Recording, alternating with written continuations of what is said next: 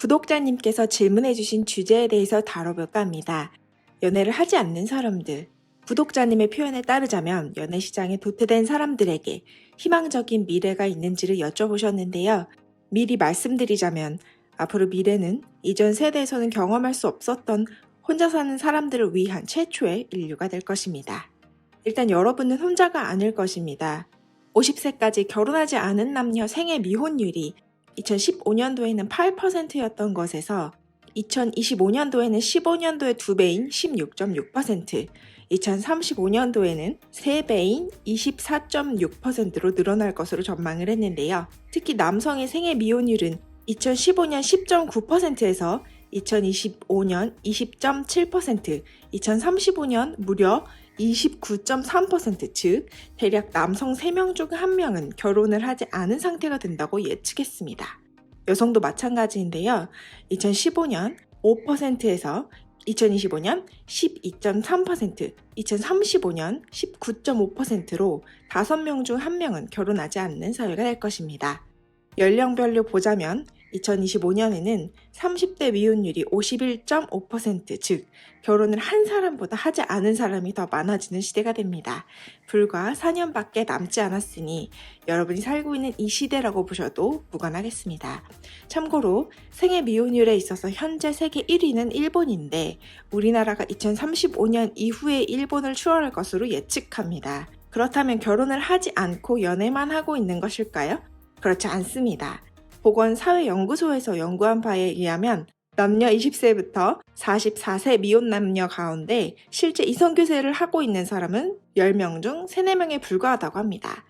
나이별로 보면 국내 25세 미만 남성은 45.8%, 25세에서 29세는 39.1%, 30세에서 34세는 30.8%를 유지하다가 35세에서 39세는 14%로 절반 이하로 떨어집니다. 여성은 20세 이하가 42.5%, 25세부터 29세는 41.8%, 30세부터 34세는 29.5%, 35세부터 39세는 20.7%였습니다. 남녀 평균 33%이기 때문에 여러분이 연애를 하고 있지 않으시다면 더 다수에 속하는 편에 계신 거죠. 어느 연령대를 보더라도 연애를 하고 있는 사람보다 하지 않고 있는 사람이 많다는 것은 놀라운 결과네요. 그렇다면 이것이 과연 우리나라에만 해당이 될까요? 아닙니다. 이것은 세계적인 공통사항입니다.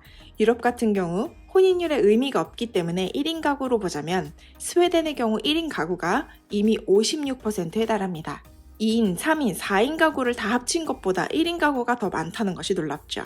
덴마크, 핀란드, 독일 역시 1인 가구는 40% 이상입니다. 유튜브를 돌아다니면 볼 수 있는 흔한 리플들 중에 이런 것들이 있습니다. 혼자서 이미 너무 재미있는데 내 인생 즐길 것이 너무 많아서 혼자도 좋다. 이런 리플들 아마 많이 보셨을 텐데요. 혼자 퇴근해서도 즐겁게 해주는 각종 매체들, 포털들, 게임 혹은 인간관계를 비교적 간단히 맺을 수 있는 채팅 같은 것이 있기 때문에 외로움이라는 감정이 상쇄되면서 솔로 예찬이 급부상한 것이 사실입니다. 그런데 이런 간접적인 것들 말고도 직접적으로 내 감정을 공유해줄 것이 생긴다면 어떨까요? 나와 대화를 나눌 수 있는, 그것도 인간과 99% 유사한 대화이지만 나와 싸울 일은 없고 성적인 것도 만족시켜주는 로봇 여자친구가 생긴다면 말이죠. 이런 로봇 남친, 여친이 나의 로망을 다 채워준다면 실제 여친, 남친이 있지 않아도 부족함이 거의 느껴지지 않지 않을까요? 다만 한 가지 여러분들이 기억하셔야 할 것이 있습니다. 2050년에 65세 한국인 중 40%는 여전히 일을 할 정도로 은퇴의 정년이 없어집니다. 원래 만 65세라면 연금을 받고 있어야 할 나이이지만 30년 후에도 65세 연금을 받고 있을 거라고 예상하시는 분은 아마 거의 없을 거라고 생각합니다. 일본은 이미 공적연금을 받기 시작하는 시기를 75세 이후로 늦추는 것을 선택할 수 있는 정부 법안이 확정이 되었습니다. 독일, 네덜란드, 프랑스, 스웨덴 등의 나라들도 이미 67세에 연금을 받거나 단계적으로 높이는 개혁을 단행했죠. 더군다나 우리나라는 2050년도에 노인 인구 세계 1위 도시가 됩니다. 10명 중 4명의 인구가 고령인 사회가 되죠. 현 2021년 고령자의 비율은 16.5%. 지금보다 노인 인구가 2배 이상으로 늘어나고 생산 가능 연령은 줄어드는 상황에서 연금을 충분히 받는 것이 가능하다고 생각하시는 분은 아마 없으리라고 생각합니다. 물론 정부의 복지 예산은 2050년에 전체 GDP 10% 수준으로 늘어나게 될 전망이지만 그러기에는 현재 노인 인구 증가의 속도가 훨씬 빠르기 때문에 한계가 있을 것으로 전문가들은 예측하고 있습니다. 이 문제는 다인 가구도 동일하게 맞이하는 문제가 아닐까요? 라고 하실 분이 있을지도 모르겠는데요. 통계적으로 1인 가구의 빈곤율이 다인 가구의 빈곤율의 4배에 달합니다. 2015년도 1인 가구 상대 빈곤율, 중위소득 50% 이하인 가구가 무려 47.6%, 2006년도와 비교해보면 40.6%에서 수치가 늘었음을 알 수 있습니다.